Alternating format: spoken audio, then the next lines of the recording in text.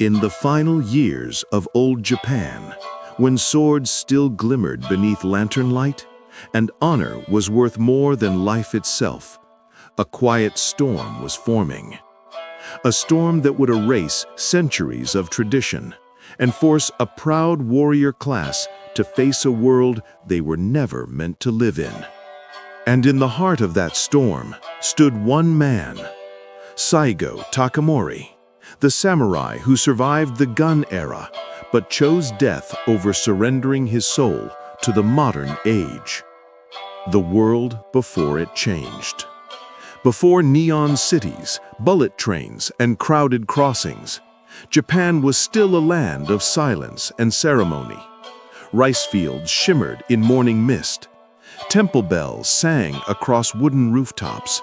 And in every castle town, samurai walked with measured steps, carrying centuries of pride on their backs and steel at their sides.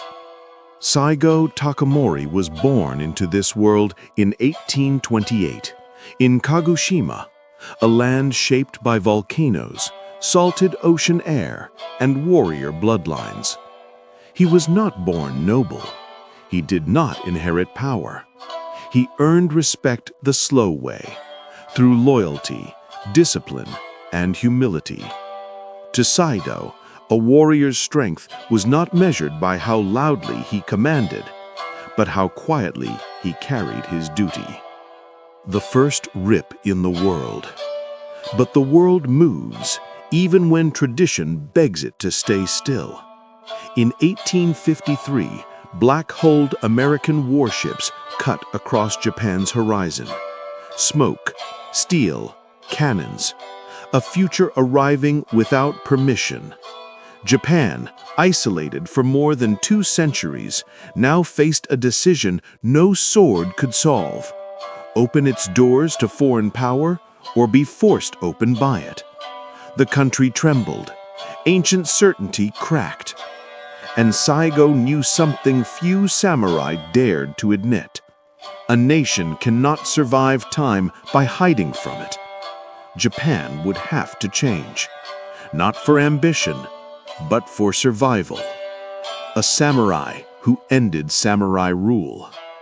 As Japan stepped into uncertainty, Saigō rose quietly into leadership. He helped to topple the shogunate, ending the very military government the samurai had served for centuries. He believed modernization was not betrayal, but necessary sacrifice. Railways began to spread. Western clothes appeared in court. Young men drilled with rifles instead of bows. Japan was learning to breathe again, but not everyone survived the air. Samurai stipends vanished. Swords were banned from public life. Armor gathered dust. Warriors who once protected the nation found themselves strangers in their own land. Their oaths suddenly worth nothing in the face of steam, gunmetal, and factory smoke. Saigō had built a new Japan, but in doing so, he had destroyed the world that shaped him. The lonely return home. Haunted by the consequences of progress, Saigō withdrew from government life and returned to Kagoshima. He did not rage. He did not rebel. Not at first. He simply returned to quiet mountains, where cherry blossoms bloomed like pink snow, and samurai still trained in secluded courtyards, holding on to the last threads of a fading era. They were not rebels, not enemies of progress. They were men trying to breathe in a world that no longer spoke their language. Honor did not vanish for them. The world simply stopped recognizing its shape. A government turns its guns on its own hero. But peace is fragile when power fears nostalgia. Rumors spread. Samurai in Kagoshima were still training, still loyal to old ways, still honoring the sword. In Tokyo, leaders saw danger, not devotion.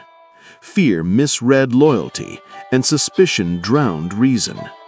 The government that Saigō helped create sent soldiers to seize samurai arsenals, control education, and silence tradition. To many, it felt like betrayal. Old friends now pointed rifles at the very hands that built their nation. Saigō did not ask for a rebellion, but honor is a flame, and flames spread. The last samurai rises. In 1877, Saigō Takamori took up his sword again, not to conquer, not to reclaim privilege, but to defend dignity, memory, and the right to exist without abandoning one's soul. 800 samurai marched with him at Shiroyama, facing thousands of imperial soldiers armed with rifles, cannons, and modern artillery. A mountain fortress against a steel empire. It was not a battle to win. It was a promise, signed in sweat and dust, that some values deserved a final breath, even if they no longer belonged to the world. A warrior's ending. As gunfire echoed across the hills, samurai charged with blades drawn, steel flashing against a horizon of smoke. They fell one by one, not defeated, but completed. When Saigō was fatally wounded, he made a final choice. A rifle would not write his ending. A loyal companion granted him a warrior's death. And the age of the samurai exhaled its final breath. Echoes that never left. Japan continued forward, rising faster than any nation in modern history. Cities climbed into the sky. Industry roared. Uniforms replaced armor. But history does not forget quietly. In Shinto shrines, in the hush of temple courtyards, in mountain mists and stone steps worn by time, the spirit of the old ways still lingers. Saigō Takamori is remembered not for resisting change, but for refusing to let honor dissolve with it. He stood between two worlds and chose the one that shaped his soul, even when it no longer shaped his future.